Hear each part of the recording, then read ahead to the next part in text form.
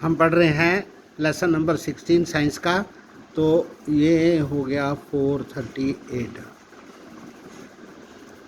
Water harvesting. Science का chapter 16 में water जो हार्वेस्टिंग है, यानी कि पानी को बचाने के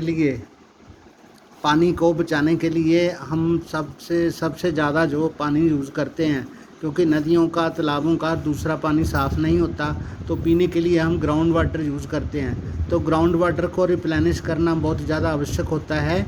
तो साइंस में आज हम पढ़ेंगे वाटर हार्वेस्टिंग। तो watershed management emphasise scientific soil and water conservation in order to increase the biomass production.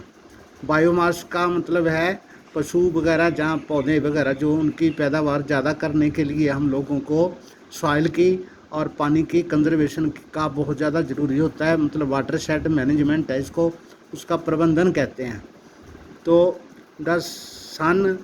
The aim is to develop primary resources of land and water. जो हमारे प्रारंभिक स्रोत हैं, जो ज़मीन है, धरती है, ऊपर की सतह है, लैंड है और पानी है। To produce secondary sources of plants and animals for use in a manner which will not cause ecological imbalance. यानी इनका संरक्षण करना बहुत ज़्यादा आवश्यक है। ज़मीन और पानी का संरक्षण करना ज़रूरी है, क्योंकि इससे हमें सेकेंडरी सोर्सेज मिलते हैं प्लांट्स और एनिमल्स से, जिससे हमारी लाइफ चलती है। पर इनको ऐसे संभाल के यूज़ करना है कि इसका इकोलॉजिकल जो असंतुलन ना हो जाए। Water shade management not only increase the production and income of the water shade community. तो इससे जो हमारी कम्युनिटी है उसकी इनकम भी कम ना हो, तो इसको इस तरीके से यूज़ करते हैं। But also mitigates droughts and floods and increases the life of downstream dam and reservoirs. तो वाटर शेड का जो मैनेजमेंट है, ना सिर्फ वाटर शेड कम्युनिटी जो वहाँ के लोग रहते हैं उनकी इनकम और प्रोडक्शन को भी कम नहीं होने देती, उनकी भी वो भी बढ़ती है, पर वो फ्लड्स को भी और ड्रॉट्स को भी रोकती है। और लाइफ जो होती है डाउनस्ट्रीम डैम के नीचे वाले जो लोग होते हैं, तो उनकी लाइफ को भी परिवर्तित करती है। Various organisations have been working on rejuvenating ancient system of water harvesting as an alternative to the mega projects like dams।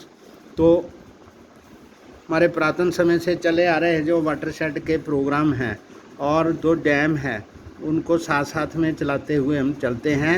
These communities have used hundreds of indigenous water saving methods to capture every trickle of water that had fallen on their land। तो वो लोग थे जो हज़ारों सैकड़ों सालों से पानी को बचा रहे हैं।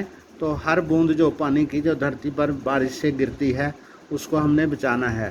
डग स्मॉल पिट्स एंड लेक्स, वो क्या करते थे, गड्ढे खोदते थे और झीलें बनाते थे। Put in place simply watershed system, built small earthen dams, मिट्टी के छोटे डैम बनाते थे। Constructed dykes sand and limestone reservoirs, चूने मिट्टी से बना के ऐसे टैंक बनाते थे। Set up rooftop water collecting units, और छतों पर पानी जमा करते थे। This has recharged ground water levels and even brought rivers back to life. इससे ग्राउंड वाटर भी रिचार्ज होता है, पानी धीरे धीरे ज़मीन के अंदर जाता है, तो ग्राउंड वाटर भी चार्ज होता है और कई बार नदियाँ जो हैं उनको भी दोबारा लाया जा सकता है। Water harvesting is an age old concept in India. बहुत देर हो चुकी है इस कॉन्सेप्ट को आए हुए। Khadins, tanks and nadis in Rajasthan, bandharas and tal in Maharashtra, बंदर्स in Madhya Pradesh and Uttar Pradesh, ahars and pynes in Bihar. ये अलग अलग स्टेट्स के वो नाम हैं जहाँ पर पानी इकट्ठा होता है। schools in Himachal Pradesh, ponds in Kandi belt of Jammu region and adds tanks in Tamil Nadu। तो ये सारे हैं सरंगम्स इन केरला। अलग अलग जो है ये है katas in Karnataka are some of the ancient water harvesting including water conveyance structure still in use today. यानी ये जो सारे स्ट्रक्चर्स हैं, कूल्स वगैरह सारे जो हैं अभी भी कई जगह पर यूज़ में हैं। Water harvesting technique are highly local specific.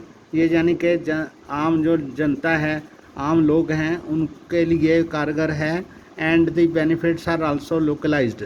Local लोगों के लिए इसके लाभ हैं।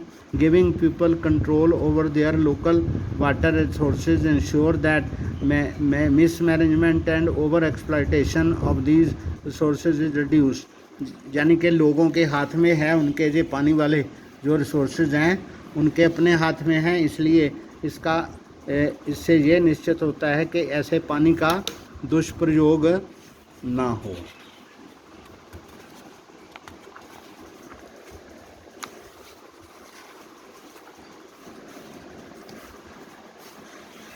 ये इसकी एक फिगर दी गई है। यहाँ पर कैचमेंट एरिया, ये वो वाला क्षेत्र है यहाँ पर बारिश होती है। ट्रेडिशनल वाटर हार्वेस्टिंग सिस्टम है। कैचमेंट एरिया से ये खादिन और क्रॉप्ड एरिया है, जहाँ पर एक खादिन बांध बनाया हुआ है, तो ये सारा पानी ज़मीन के अंदर ही जाता है और सीपेज होती है। और फिर सलाइन एरिया है, ये वाला एरिया है जहाँ नमक वाला पानी है। और फिर शैलो डग वेल है, ये गहरा कुआं है, यहाँ से भी हम पानी निकालते हैं। तो ये वाला सिस्टम था पहले। In largely level terrain the water harvesting structures are mainly crescent shaped. ऐसे क्रीसेंट शेप होता है, ऐसा शेप होता था। तो अर्दन एम्बार्कमेंट और low straight concrete and rubble check dams, ये मिट्टी के और उसके अर्दन बैंक्स थे जहाँ कंक्रीट के होते थे। बिल्ट क्रॉस सीजनली फ्लडेड गुलीज होते हैं जो बहुत पतले नदियों के ऐसे मुहाने होते हैं, जहाँ पर हम चेक डैम्स बना सकते हैं। Monsoon rain fills ponds behind the structure, उस स्ट्रक्चर के पीछे वाली जो खाली जगह होती थी उसमें पानी भर जाता था। Only the largest structure held water year round, जो सबसे बड़ा स्ट्रक्चर होता था उसमें सारा साल पानी रहता था। मोस्ट ड्राई अप 6 मंथ्स और लेस आफ्टर द मानसून। कई जो ऐसे बांध होते थे, डैम्स होते थे, जगह होती थी, वो 6 महीने में, मानसून के बाद 6 महीने तक रहते थे। Their main purpose however is not to hold surface water. उनका मेन जो पर्पज़ था वो सरफेस वाटर को रोकना नहीं था, but in recharge the ground water beneath. नीचे उनका पर्पज़ होता था कि वो पानी जो था ज़मीन में चला जाए और ग्राउंड वाटर को रिचार्ज करे। The advantage of water stored in the ground are many. तो इसके बहुत सारे लाभ हैं। इट डज़ नॉट एवेपोरेट, ये पानी सूखता नहीं है, but spreads out to recharge wells. इससे आसपास के कुओं को पानी मिलता है। And provides moisture for vegetation over a wide area. काफ़ी बड़े क्षेत्र में नमी जो होती है खेतीबाड़ी के लिए जो आवश्यक होती है वो मिलती है। In addition it does not provide breeding grounds for mosquitoes. इसके द्वारा मच्छरों का फैलाव भी नहीं होता।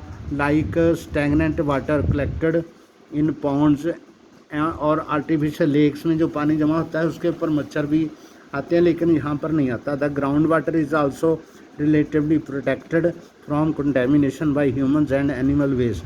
तो ऐसे पानी को रख रखाव से उस पानी को इंसानों की गंदगी से भी बचाया जा सकता है। तो ये जो वाटर हार्वेस्टिंग सिस्टम है बहुत पुराना है, अभी आजकल भी हम कर रहे हैं। जो घर का जैसे बारिश का पानी जो छतों पर गिरता है उसको एक पाइप से ज़मीन के अंदर डालते हैं और वो पानी ज़मीन के अंदर सीप होता है और ग्राउंड वाटर को रिचार्ज करता है। तो वाटर हार्वेस्टिंग सिस्टम जो है बहुत ज़्यादा ज़रूरी है। जैसे खेल के मैदान हैं वहाँ पर बहुत सा पानी गिरता है तो मिट्टी में जाएगा। अगर कंक्रीट का फर्श होगा या सड़कें होंगी, वहाँ से पानी जो होगा सीधा नालियों में बह जाएगा, तो उसका फिर हमें लाभ नहीं होगा। इसलिए जो रेन हार्वेस्टिंग है, बारिश के पानी को हमें जमा करना चाहिए, क्योंकि ज़मीन में जो पीछे से पानी आता है, हमने डैम रोक दिए हैं, बहुत सारी नदियों पे बांध बना लिए हैं, तो पानी आगे नहीं आ पाता। तो इसके लिए ग्राउंड वाटर का लेवल जो है, हम खेतीबाड़ी ऐसी करते हैं जिससे पानी जो है काफ़ी ज़्यादा, जो हम ऐसी खेतीबाड़ी में यूज़ करते हैं तो ग्राउंड वाटर नीचे से नीचे जा रहा है। तो इसकी सबसे बड़ी आवश्यकता है कि हम रेन हार्वेस्टिंग को यूज़ करें। तो ये हम अब क्वेश्चन करेंगे।